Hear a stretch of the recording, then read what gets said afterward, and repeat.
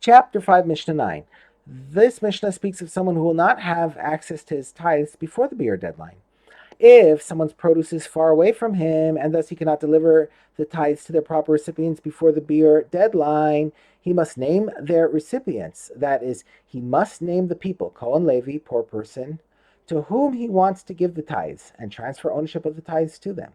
He thus fulfills the obligation of beer, even though the recipient does not yet have the tithes in his hand. The Mishnah relates an incident to show how this can be done.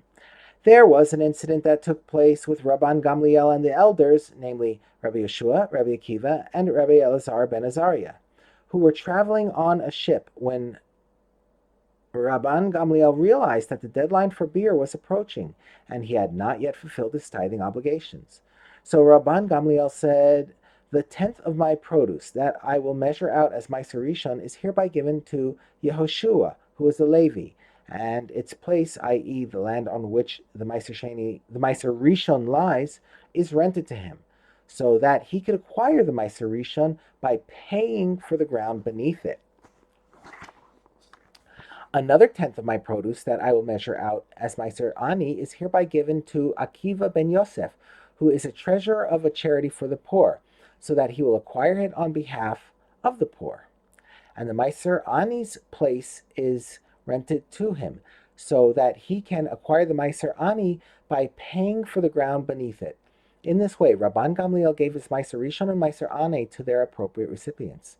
Rabbi Yeshua, the Levi, was then required to separate Trumas Maaser from the Maaser Rishon he had just received, and give the Trumas Maaser to a Kohen.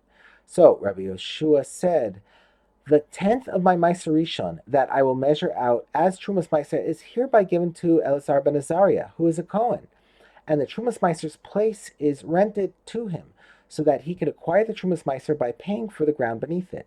After stating to whom they would give their tithes, they received the rent payment from each other. That is, Rabban Gamliel received payment from Rabbi Yoshua for the place of the Maaser Rishon, and another payment from Rabbi Akiva for the place of the Maaser Ani. Rabbi Yoshua received payment from Rabbi Elazar ben Azariah for the place of the Trumas Maaser.